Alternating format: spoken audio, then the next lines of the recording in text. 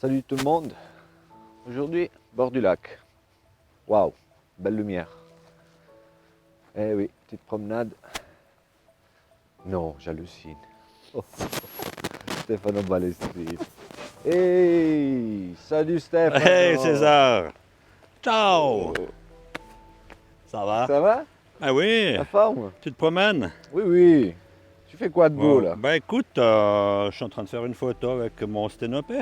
C'est bizarre, il n'y a pas d'optique. C'est normal? Alors, la base c'est la caméra au secours à la chambre noire, hein, comme tous les Ok. appareils photo.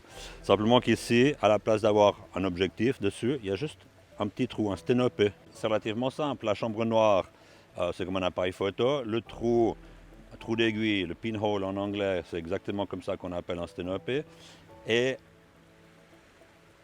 la lumière va traverser à travers ce trou et s'imprimer sur la pellicule comme un appareil photo, simplement que c'est par diffraction que ça se passe. D'accord. Mais par rapport au temps d'exposition, ça marche comment? Il faut un temps Alors, énorme. le trou est beaucoup plus petit qu'un objectif et effectivement, beaucoup moins de lumière qui passe.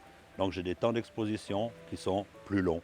Des peintres utilisaient la chambre noire, la caméra oscura, pour reproduire sur un film transparent, non, sur un papier transparent, pour reproduire des dessins D'accord.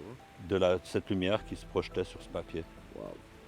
Ils avaient Mais qu'à suivre les lignes. voilà, les premières photos faites au sténopé, on les date d'à peu près 1850.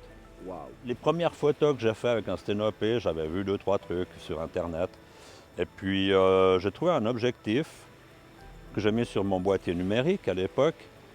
Et puis j'ai fait 2-3 tests. Ça m'a plu ce côté pas tout à fait net, pas tout à fait instantané, qu'il faut quand même un petit peu travailler, etc. Parce que les temps de pause sont longs. Et puis là-dessus, comme je m'intéresse beaucoup aux procédés anciens, alternatifs ou de la photo un petit peu ancienne, hein, eh ben, je suis venu d'abord en fabriquer un avec un vieux boîtier, un vieux coucou de 1920 que j'ai pété l'objectif et que j'ai remplacé par un sténopé, par un petit trou. Et puis ça m'a plu, c'était pas très net. Puis maintenant, ben voilà, j'ai différents appareils à sténopé. C'est une autre approche de la photographie, de l'instantané. Je fais du numérique, énormément de numérique.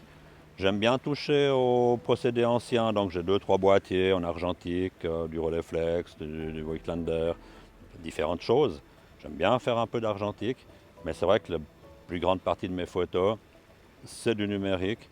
J'essaie de photographier les gens dans leur milieu urbain, quoi, dans leur quotidien. Merci beaucoup, hein. Je suis vraiment très très content de t'avoir croisé. Mais moi aussi. Hein, c'était vraiment un plaisir. Je viens d'apprendre plein de trucs, quoi. C'est phénoménal en fait. Ouais, à réfléchir. Bah écoute, je te laisse. À tester. Hein, à tester, pourquoi Voilà, pas. mais oui. Je te laisse, je vais me balader un petit coup, mais avant je vais me poser quand même un petit coup.